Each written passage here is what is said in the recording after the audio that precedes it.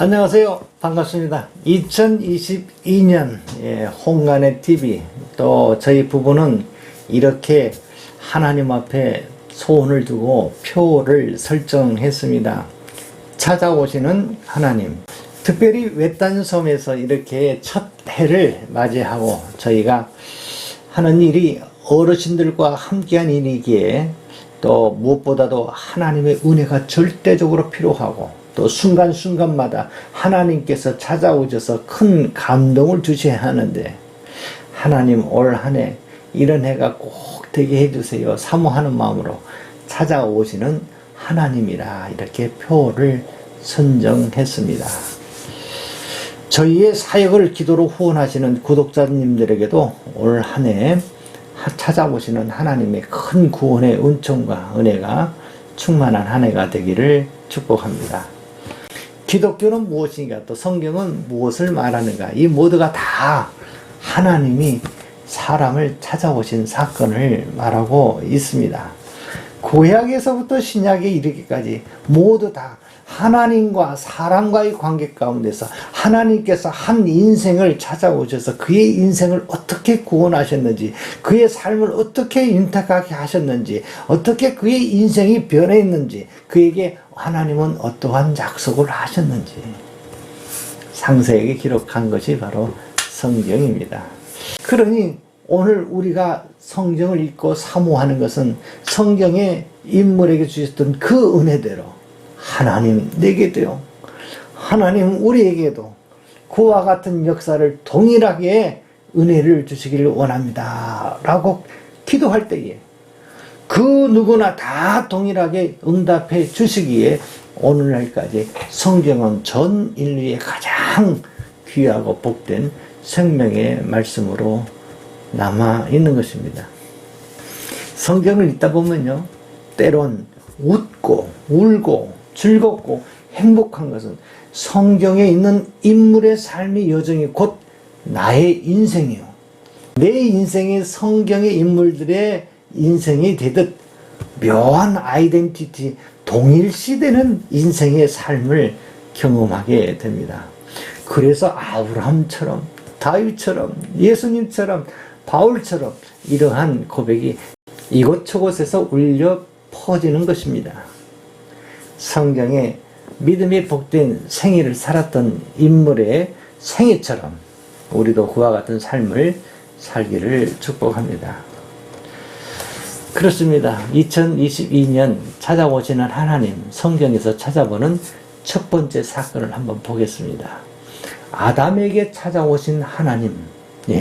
창세기 3장 9절에 보니까 여호와 하나님이 아담을 부르시며 그에게 이르시되 내가 어디 있느냐. 죄를 지은 아담에게 하나님은 찾아오십니다. 아담아 어디 있느냐. 성경을 이렇게 읽다 보면 하나님의 본성, 곧 아버지의 진한 사랑을 찾아볼 수가 있습니다. 죄는 아담이 지었는데 하나님이 뭐가 아쉬워서 찾아오셨을까? 생명의 관계이기 때문에 그렇습니다. 하나님의 형상과 모양으로 지으셨고 그 코에 하나님의 호흡, 생기를 불어넣어 주셔서 생명이 되었는데 아버지와 아들의 관계이기에 죄는 아담이 지었어도 하나님이 찾아오시는 겁니다. 그래서 우리는 하나님을 이렇게 부릅니다. 사랑의 하나님. 아담을 부르시는 그 음성이 온 에덴 동산에 울려 퍼집니다. 아담아 내가 어디 있느냐. 디모데전서 2장 4절에 보니까 하나님은 모든 사람이 구원을 받으며 진리를 아는 데 이르기를 원하시느니라. 그렇습니다. 지금도 하나님은 모든 사람이 다 구원을 받으며 진리를 아는 데 이르기를 원하신다는 거예요. 그리고 예수를 잘 믿는 사람 앞에서는 하나님이 그에게는 이제 안식하고 쉬고 계시지만 아직 믿지 아니하는 자들을 위해서는 하나님이 안식을 못 하시고 하나님은 인생을 찾아다니시며 큰 음성을 바라시는 겁니다. 내가 어디 있느냐, 내가 어디 있느냐, 순이야 내가 어디 있느냐, 철수야 내가 어디 있느냐라고 지금도 하나님은 외치시고 있습니다. 예수가 우리를 부르는 소리 그 음성 보들어오. 그래 하나님의 음성을 들은 아담은 이렇게 이야기를 합니다. 창세기 3장 10절에 내가 동산에서 하나님의 소리를 듣고 내가 벗었으므로 두려워하여 숨었나이다. 죄를 범한 아담의 고백 가운데서 내가 하나님 벗었습니다. 하나님 내가 두려워하고 있습니다. 하나님 내가 숨었나이다. 이렇게 세 가지의 특징적인 모습을 죄에 따른 양상을 보여주고 있습니다. 죄는 하나님과 단절을 가져다주고 하나님의 낯을 피하여 숨어 다니게 됩니다. 그리고 늘 두려움 가운데 지내게 됩니다. 우리가 옷을 입지 아니하면 수치심이 가득하고 힘을 잃어버립니다. 무능한 존재가 되고 마는 것입니다. 바로 이러한 문제를 안고 있는 아담에게 하나님은 이제 찾아오셨습니다. 이렇게 아담에게 찾아오신 하나님을 보면서 저도 지난 날을 한번 깊이 생각해 보았습니다. 제 인생에도 하나님께서 찾아오신 사건이 있었습니다. 사실 저는 모태신앙입니다. 어릴 적부터 신앙을 자연스럽게 어머니의 손에 이끌려서 이렇게 믿음 생활을 하게 되었고요. 무려 27살 때까지 신앙에 대해서 아주 반감을 많이 갖고 있었습니다. 그래서 왜 교회를 다녀야 하며 예배를 드려야 하는지 정말 고민을 많이 했습니다. 무척 가난하게 성장한 시기에 겉과 속은 완전히 다른 세계를 살았습니다. 교회를 다녔지만 보이지 아니하는 하나님을 믿는 사람들에 대해서 좋게 여기지 않았습니다. 불안정하고 의심이 많고 교회 목사를 보면 참 연기를 잘한다 하는 그런 느낌을 받을 정도로 의심이 많았었습니다. 참 많은 혼란기에 성장기를 갖고 있는 그때쯤에 하나님은 놀랍게 저를 찾아오셨습니다. 마치 아담에게 찾아오신 하나님처럼요.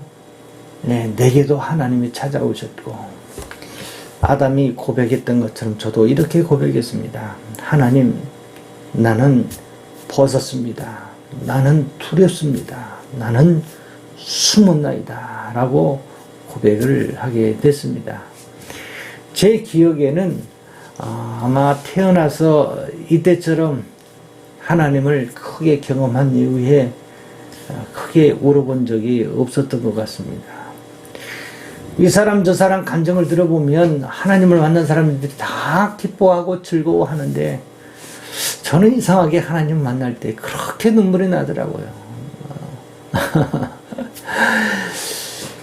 매우 두려웠고 또 내 죄를 고백하기 바빴고 또 오열했던 것으로 기억이 됩니다. 저는 이렇게 기도를 했습니다. 하나님, 내게는 벗은 자처럼 수치심이 가득하고 나를 드러내기가 두렵습니다. 내 안에는 죄악이 가득하고 선함이 없습니다. 모습은 사람이나 생각함이 없는 자로 이리저리 향방을 정하지 못하고 방황하고 있습니다. 하나님, 내게 주신 특권 다 잃어버렸습니다. 이기는 자로 세워주셨지만 다 빼앗기고 헐벗은 자가 되었습니다. 하나님, 저는 매우 두렵습니다. 내 손에 가득한 이 죄, 또 이 죄가 나를 사망의 법으로 인도하고 있는데 저는 소망이 없습니다. 이대로 내 인생 내가 산 것 같지 아니하게 죄가 나를 이리로 저리로 질질 끌고 다니고 있는데 그 마지막이 두렵습니다. 모두가 다 인생의 삶은 유한한 삶인데 마지막이 이럴 텐데 사람이 한 번 죽는 것은 하나님이 정하신 거죠. 그 이후에는 심판이 있을 터인데 내 두려움은 나를 수월 지옥불에 지내는 것 같이 고통스럽습니다. 하나님, 나는 모르게 빛보다 어둠을 찾는 삶이 되었습니다. 빛으로 나오면 죽을 것만 같은 두려움, 차라리 이 어둠이 내게 편합니다. 숨어 지내는 것이 더 자연스럽습니다. 하나님 낯을 들 수가 없습니다. 이러한 고백이 27살에 하나님을 만났을 때에 오열하면서 기도했던 기억이 있습니다. 하나님은 이러한 고백 가운데 아담에게 그러하였고 또 저에게도 하나님께서는 급처방을 해 주셨습니다. 창세기 3장 21절에 보니까 여호와 하나님이 아담과 그 아내를 위하여 가죽옷을 지어 입히시니라. 가죽은 살아있는 생명에서 이렇게 취할 수가 있습니다. 살아있는 생명을 죽여서 이렇게 피 흘림이 있어야 얻을 수가 있습니다. 히브리서 9장 22절에 피 흘림이 없은즉 사함이 없느니라.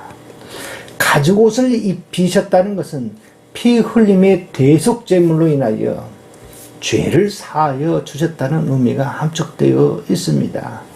예수 그리스도의 십자가의 대속의 은혜를 아담에게 그리고 저에게 이렇게 주셨습니다. 그러니 죄는 반드시 대가를 치러야 하는데 죄 지은 자가 죽어야 하는데 아담 대신 또 내 대신 대속의 제물을 하나님이 준비하여 주셨어요. 예수님이 오셔서 그 죄에서 사함을 주시고 용서해 주시고 이전과 같이 회복해 주시고 하나님을 아버지, 아빠라고 부를 수 있게 해 주셨습니다. 참 놀라운 일입니다. 돌아온 탕자의 이야기를 잘 아시잖아요. 이제 잃어버렸던 아버지를 다시 찾았습니다. 잃어버렸던 옷을 입혀 주셨습니다. 반지를 끼워 주셨습니다. 신을 신겨 주셨습니다. 풍요로운 잔치를 베풀어 주셨습니다.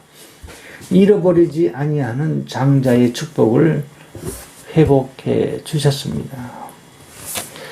제 인생에 있어서 하나님이 찾아오시기 전과 후가 전혀 다른 삶을 살게 되었습니다. 오늘까지 이렇게 생각해 보면 만약 하나님이 내게 찾아오지 아니하셨더라면 하나님을 만나지 않았더라면 지금 내 삶은 어떻게 되었을까 생각해 보면 아찔합니다. 그대로 그렇게 걸어갔더라면 아마 불행한 인생, 어둠의 인생, 답답한 인생을 걷다가 낭떠러지에 떨어졌을 것입니다. 하나님이 찾아오신 사건 이후로 저는 하나님 앞에서 온전히 살기 위해 신학을 하게 되었고 오늘날까지 여기까지 이러한 삶을 살고 있는데 정말 행복합니다. 정말 감사하고요. 지나온 삶을 이렇게 돌아보면 내게 어찌 하나님이 이렇게 큰 은혜를 주셔서 귀하고 복되게 삶을 살게 하셨는지. 그래요. 목사 안수 받을 때에 맨 앞에 백발의 노인이 웃음을 띄우며 한나처럼 바라보셨던 어머니. 아마 지금 하늘에서 지금 저희가 지금 금오도 섬에 와서 어르신들과 함께 이렇게 재미나게 살고 있는 모습을 보시면은 아마 저희 어머니가 제일 좋아하실 것 같아요. 그렇습니다. 그 어느 누구나 다 하나님이 인생 가운데 찾아오시면 인생이 로또가 됩니다. 또한 나 같은 사람도 하나님이 찾아오셔서 인생의 로또에 맞는 인생 로또에 당첨되었는데 아마 여러분은 저보다 훨씬 더 좋은 조건이기에 충분히 하나님이 찾아오시면 보다 더 나은 인생의 삶을 영위하게 될 것입니다. 2022년 찾아오시는 하나님을 만나서 귀하고 복된 영적 체험도 하시면서 순간순간 하나님의 감동을 순간순간 하나님의 은혜를 또 감사하면서 찬송을 부르며 보내는 복된 한 해가 되시기를 예수님의 이름으로 축복합니다. 다 잘 될 것입니다. 예, 다 행복할 것입니다. 정말 다 예쁘고 멋진 생애를 살 것입니다. 감사합니다.